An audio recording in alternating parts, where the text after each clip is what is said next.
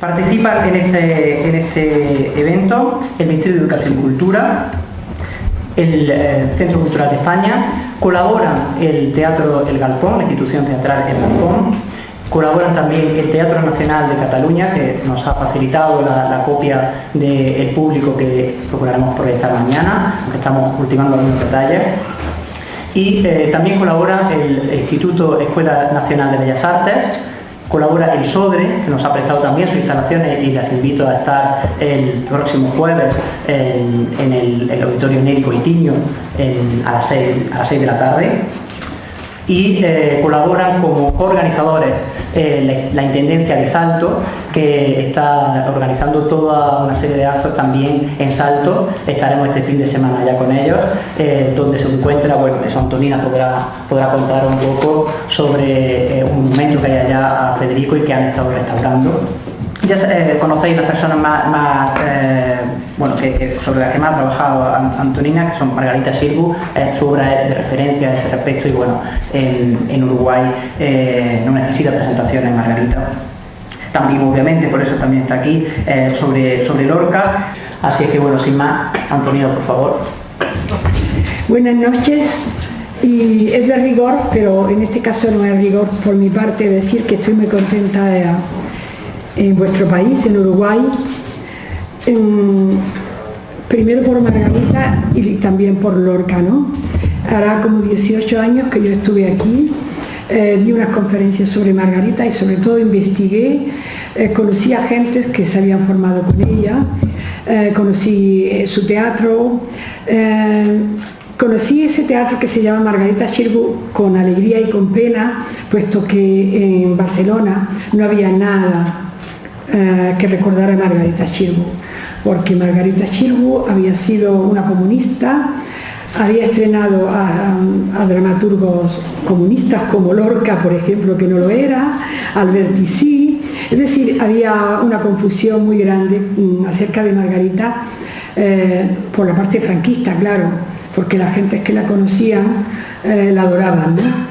Os quiero decir que el día que llegaron sus restos, la Generalitat hizo un recibimiento hermosísimo en el Consejo de Ciento, en el Consejo de Sen, es una sala maravillosa, seguramente la más hermosa de la Generalitat, y estaba llenísima de gentes que habían venido de los pueblos de alrededor de Barcelona, gentes que ya no podían haberla visto en el teatro por la edad que tenían, pero que sin embargo tenían el recuerdo de esa Margarita que habían oído a sus padres y a su abuelo hablar de ella. Pero hoy voy a hablar de Margarita, de Federico García Lorca, porque tal día como hoy, hace 80 años, le faltaban 2 días para ser asesinado, fusilado. Fue la noche del 18 al 19 de agosto de 1936. Se ha especulado mucho sobre la fecha, decían 16, 17, 20, 21, ya documentos que han aparecido precisamente en la casa de Rodríguez Acosta. Tenemos la certeza que fue en la madrugada del 18 al 19 de julio. Eso da igual que sea un día u otro, pero en un personaje como Lorca, universal, estamos siempre ahí de saber cosas exactas, porque lo de su muerte y su sepultura y todo esto, luego veremos que es una maraña que todavía no sabemos qué pasó realmente, si Federico estuvo más tiempo detenido, desde luego le pegaron, eso es seguro. Y entonces este personaje de Federico tenía 38 años y ya él había hecho folclore, música, poesía, teatro y cine. Es decir, era un ser tocado por todas las artes del mundo y todos los dioses. Era un ser increíble.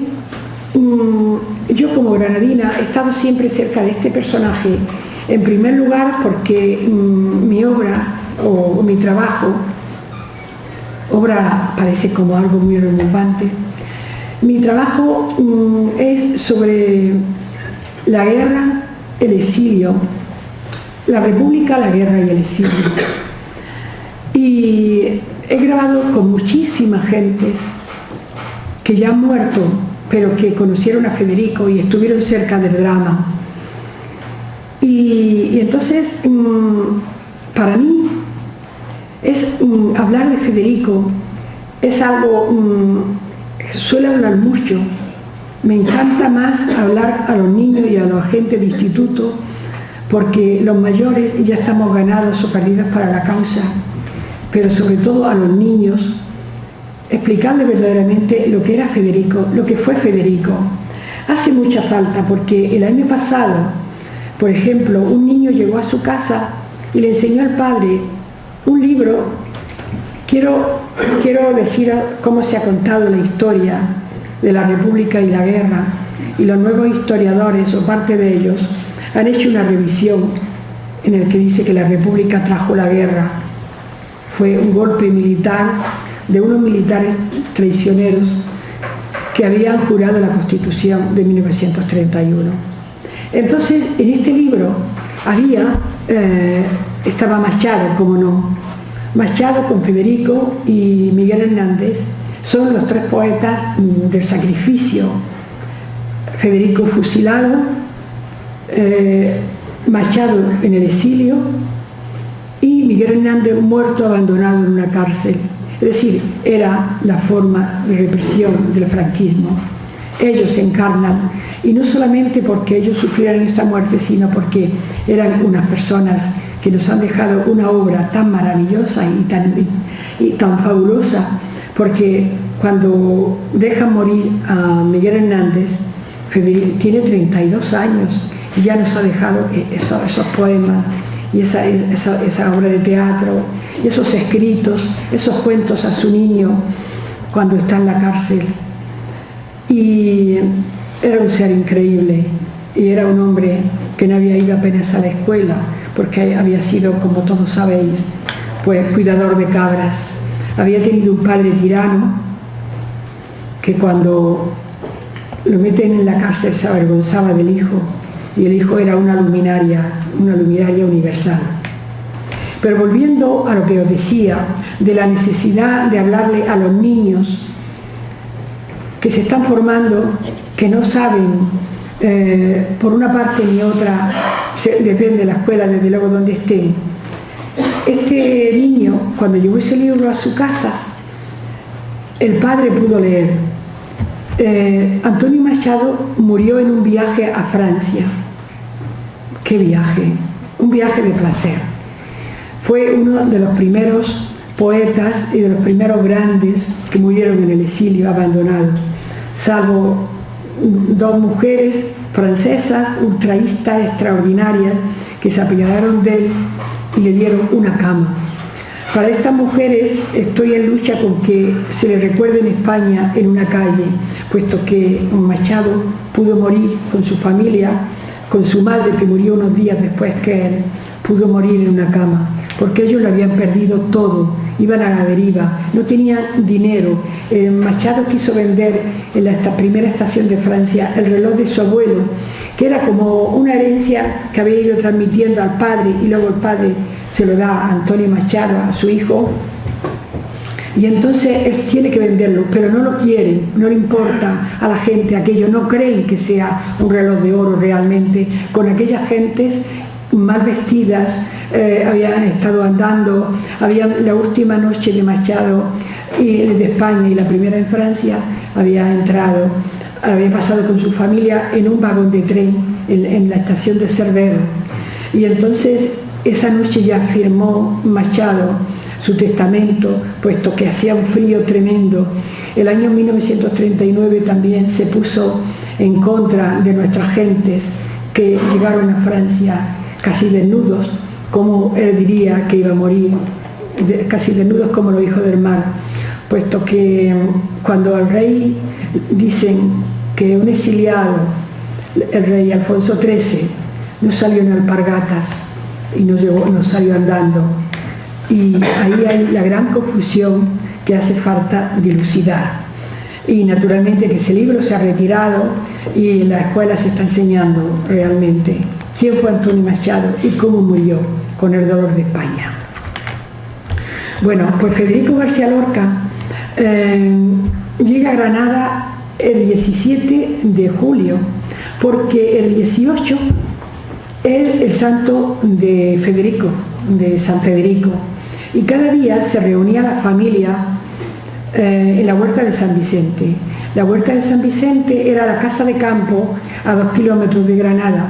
Ellos eran gente agricultores, ya vivían desde que empezaron a estudiar sus hijos, se vinieron a Granada de Fuente Vaqueros y Valderrubio, y entonces habían comprado una huerta antiquísima, como era verdaderamente una huerta, donde había tabaco, donde había maizales.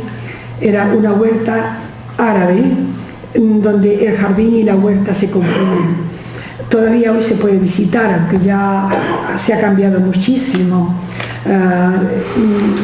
La habitación de Federico ahora está vacía, el piano ya no está. Es decir, la casa está un poco abandonada, ¿no?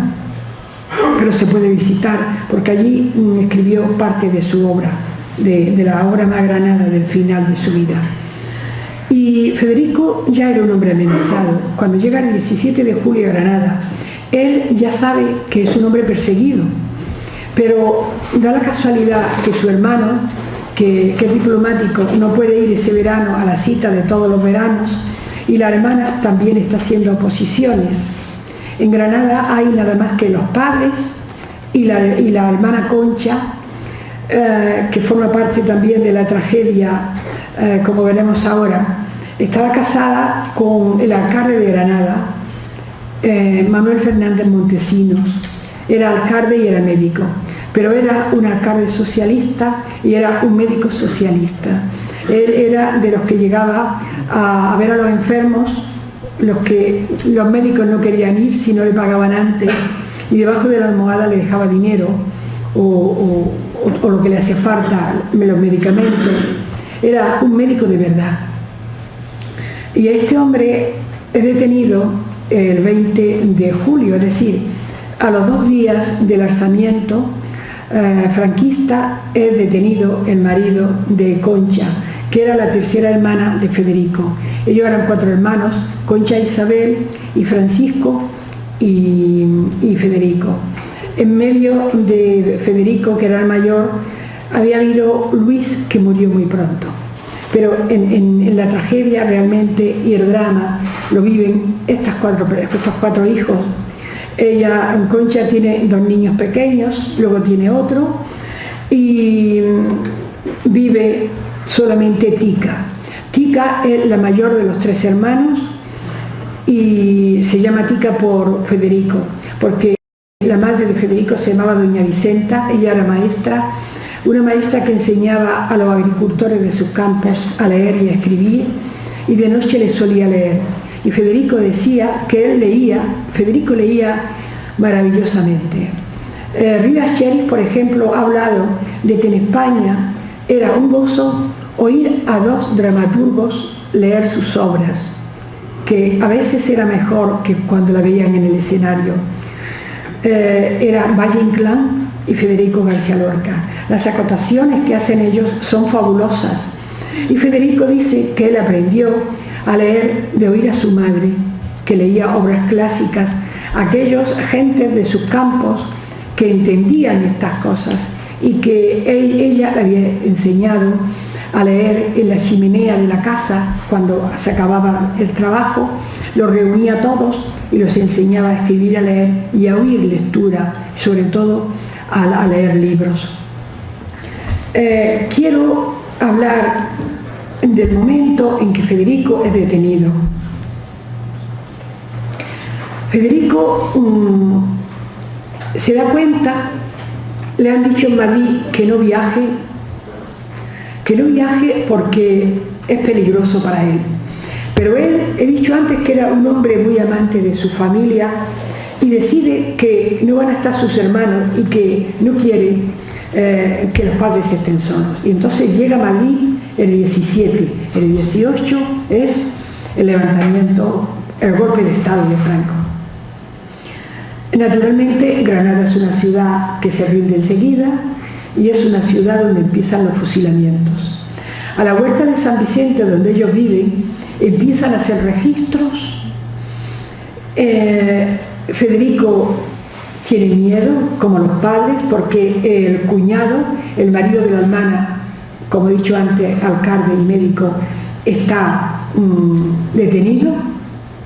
Le llevan cada día comida, pero no saben nada, no saben qué va a pasar, pero intuyen cuando ven cómo hay esa racia en las universidades, en los colegios, en las escuelas normales, temen lo peor. Y Federico decide irse a casa de los Rosales. Los Rosales eran unos hermanos de Granada, gente un tanto acomodada. Luis Rosales era el poeta amigo de Federico, que se conocían en Madrid. Y entonces hay gente que lo quiere pasar a Guadix, que es donde está el Frente Republicano. Federico era un hombre de grandes miedos, un hombre muy miedoso. A mí me contaba Sebastián Gas que cuando tenía que cruzar la Rambla se cogía de su mano.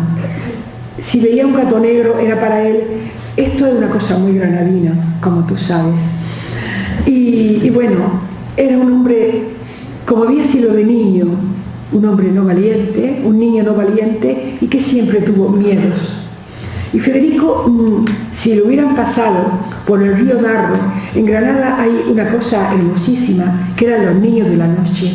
Los niños de la noche eran los buenos, los que bajaban por el cauce del río Dauro. Dauro es el río de oro, Dauro, en árabe. Iba el río hasta cerca de Guadix, que es donde estaba el Frente Republicano, y por el cauce del río se llevaban a familias, a niños, a mujeres, a personas que estaban perseguidas, que ya la había visitado la Escuadra Negra o que ya la habían llamado a hacer no sé, un cara a cara, que le habían dado palizas. Entonces esas gentes se lo llevaban los niños de la noche, que eran los buenos. En cambio, las escuadras negras eran estos de los coches grandes negros que fusilaban, no importaba. En mi casa había una lavandera, que el marido era albañil. Cuando en España había la costumbre, cuando se tejaba la casa, se ponía la bandera. La bandera en aquel momento era la bandera republicana. Y cuando llegó la guerra, a todos los albañiles, uno a uno, los fueron fusilando. Mi madre hablaba de este hombre porque lo conocía, porque su mujer trabajaba en mi casa, que era una persona buenísima y que nunca se había metido en nada, pero eso ocurrió en Granada a miles. Gentes que no se habían metido en nada, pero que a lo mejor habían estado en una mesa el día de la votación, o que a lo mejor habían estado, que eran hombres de sindicato, es decir, pero cosas increíbles, todos. La limpieza, eso sí lo hizo muy bien Franco, entre comillas. Eso fue el horror, metió en el cuerpo de las personas el miedo, el silencio. He grabado con personas que han sido familias represaliadas y cuando se ha publicado han venido los nietos y me han dicho: Antonina, no sabíamos que mi familia era una familia represaliada. El miedo había sellado todas las bocas por miedo a que estos niños pues tomaran represalias o que por miedo a que le ocurriera algo. Y esto ocurrió muchísimo en Granada, pero a miles y a miles. Ya he dicho que en Granada hay miles y miles de Lorcas. Entonces Lorca decide irse a casa de estos amigos porque los hermanos eran falangistas y eran de la Escuadra Negra.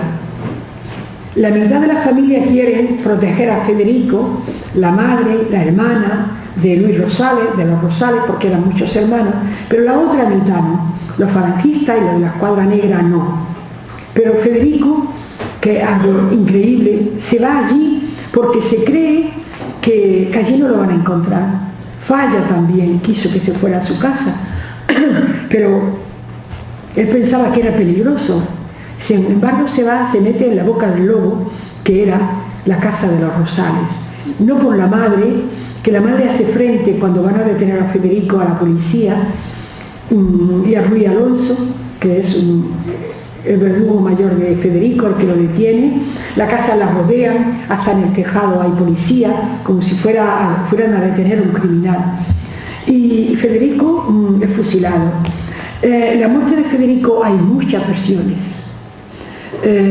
La última, que ha aparecido en el mundo el día 7 de julio, es que Federico no está en la colonia. La colonia era, el lugar de muertes era Vilna y Alfacar, que era la Sierra Granadina. Y a Federico lo matan muy cerca de la fuente Ainadama, que quiere decir fuente de las lágrimas. Por eso yo he escrito alguna cosa, que la vida de Federico está dentro del agua.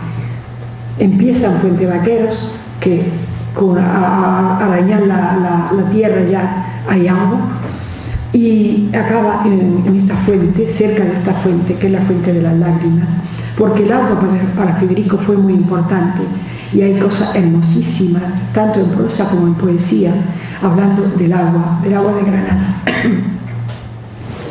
Y entonces, cuando llegan a detenerlo, la madre, que es una persona mayor, la madre de los Rosales, lo defiende, pero claro, le dan un empollón, y a Federico parece ser que la primera paliza se la dan en el primer piso que ocupaba una habitación. Es la versión última que ha aparecido. Pero la muerte de Federico es un enigma. Hay tantas versiones que no se saben. En primer lugar, porque los franquistas trataron de decir, no sabemos nada, ha desaparecido, que era lo que solían decir cuando las gentes iban a saber. Por ejemplo, uno de los primeros fueron los extranjeros de Turismo en Granada, se me presentaban en el gobierno civil. El gobierno civil en aquellos momentos era la autoridad más importante de todas las provincias granadinas de España. Y le preguntaban, queremos saber dónde está la tumba de Federico.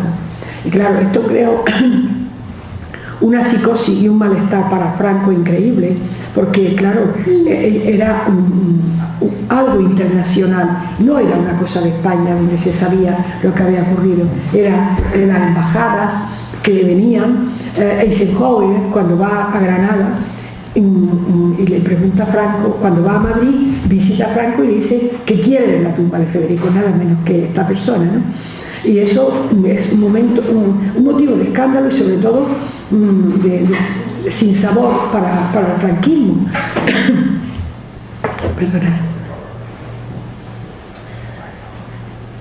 La cuestión es que Federico lo fusila en la noche del 18 al 19 de agosto de 1936, y entonces empieza a crecer el mito de la persona cinéfila, dramaturga, popular, que está junto al pueblo, que escribe dramas maravillosos, y que sobre todo el pueblo ha encontrado en él a su autor dramático, el que entiende, el que lleva sus problemas al escenario. Y ocurre que cuando llega la democracia,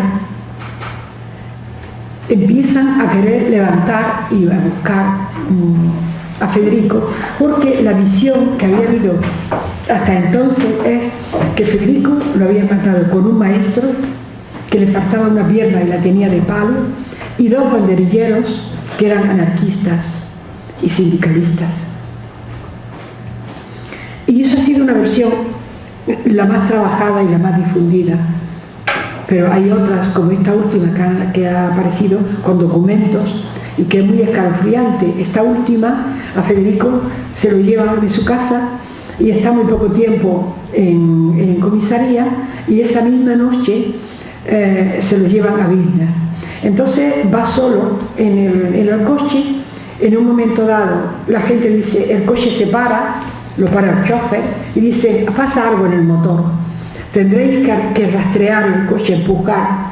Y entonces invitan a Federico que también empuje, y en ese momento le dan 2 tiros por atrás. Esa es la última versión. Pero la última versión de sus restos es que se ha movido muchísimo todo el monte aquel y no se ha encontrado a Federico. Parece ser que el padre de Federico pagó muchísimo dinero por rescatar a su hijo, lo cual está dentro de esa posibilidad. Y que Federico esté en Granada junto al marido de su hermana, al médico y al alcalde. ¿También lo fusilaron? Sí, lo fusilaron, días antes que a Federico. Es decir, cuando Federico decide irse a la casa de los Rosales, es porque le llega la noticia que han fusilado a su cuñado. Y entonces él decide que tiene que esconderse. Y entonces durante mucho tiempo se creyó que los Rosales, naturalmente que los Rosales no querían a Federico.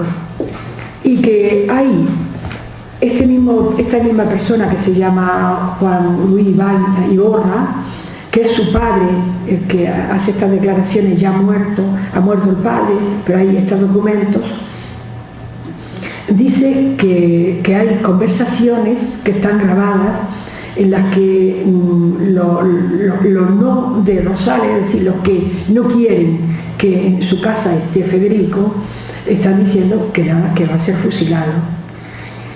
Y cuando llega la democracia, yo hablo con Isabel García Lorca.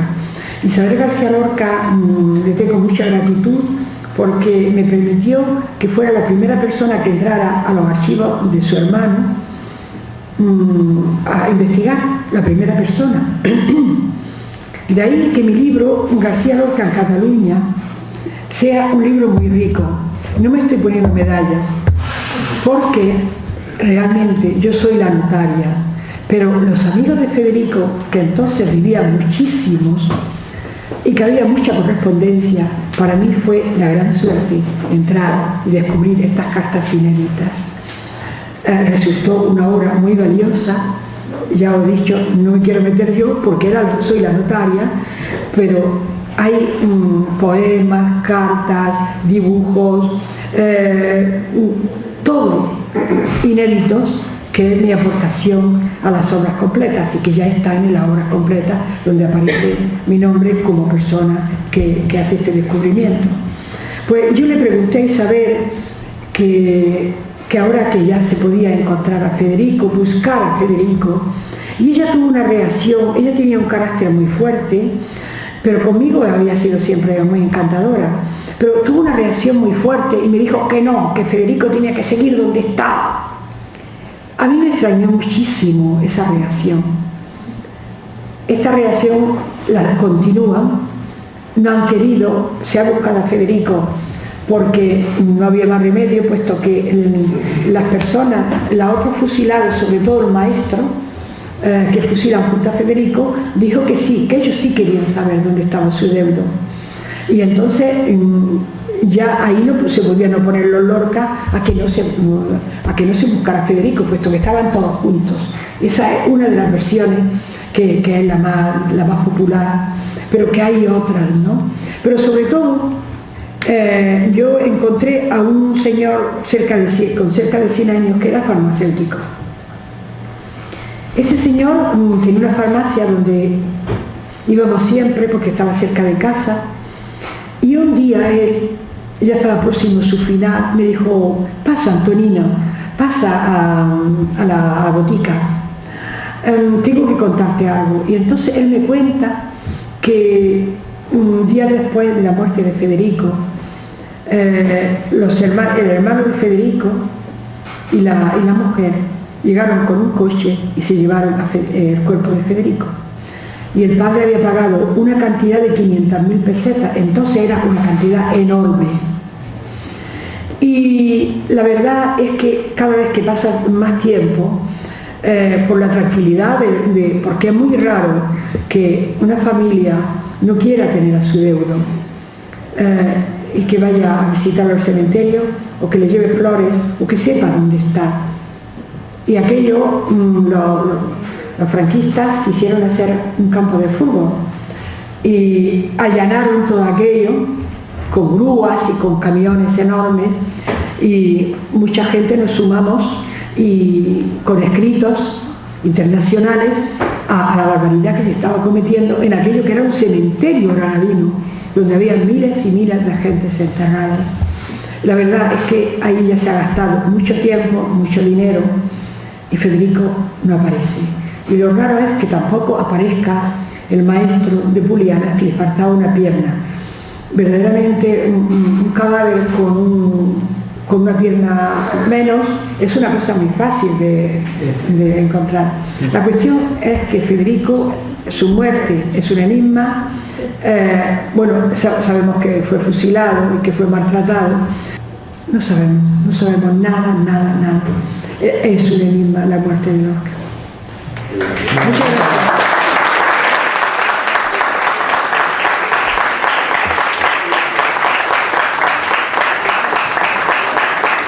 Él ama la libertad y yo la quiero más que él. Lo que dice es mi verdad agria que me sabe a miel. Y no me importa que el día con la noche se enturbiara, que con la luz que emanara su espíritu viviría. Por este amor verdadero que muerde mi alma sencilla, me estoy poniendo amarilla como la flor del romero. Oh, qué día tan triste en Granada, que a las piedras hacía llorar al ver que Marianita se muere en cadalso por no declarar. Marianita sentada en su cuarto no paraba de considerar si Pedrosa me viera bordando la bandera de la libertad. Don Pedro vendrá a caballo como loco cuando sepa que yo estoy encarcelada por bordarle su bandera. Y si me matan vendrá para morir a mi vera, que me lo dijo una noche besándome la cabeza. Y como es noble y modesto para que nadie lo vea, vendrá por la madrugada fresca, cuando sobre el aire oscuro brilla el limonar apenas, y el alba finge en las olas fragatas de sombra y seda. Yo me quedo sola, mientras que bajo la acacia en flor del jardín mi muerte acecha, pero sí que vendrán todos, y son muchos, cuando beban a la vera del agua sin que nadie la viera. Se murió mi esperanza. A la vera del agua sin que nadie la viera, se murió mi esperanza. Recuerdo aquella copla que decía cruzando los olivos de Granada: ¡ay, qué fragatita real corsaria! ¿Dónde está tu valentía? Que un velero bergantín te ha puesto la puntería. Entre el mar y las estrellas, con qué gusto pasearía, apoyada sobre una larga baranda de brisa. Pedro, coge tu caballo o ven montado en el día, pero pronto, que ya vienen para quitarme la vida. Clava las duras espuelas.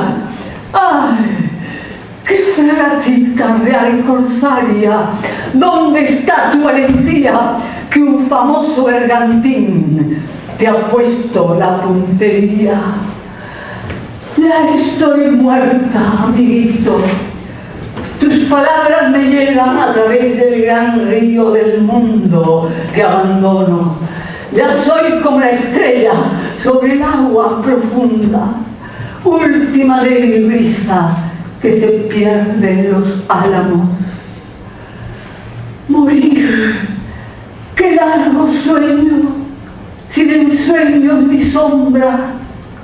Libertad, porque nunca se apague tu alta lumbre, me ofrezco toda entera, pero qué bien entiendo lo que dice esa luz. Amor, amor, amor y eterna soledad. Ahora sé lo que dicen el ruiseñor y el árbol. El hombre es un cautivo y no puede librarse. Libertad de lo alto, libertad verdadera, enciende para mí tus estrellas distantes.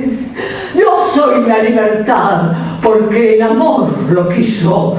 Yo soy la libertad, herida por los hombres. Amor, amor, amor y eternas soledades. Oh, qué día tan triste en Granada, que a las piedras hacía llorar al ver que Marianita se muere en cada verso por no declarar. ¡Bravo! ¡Ah!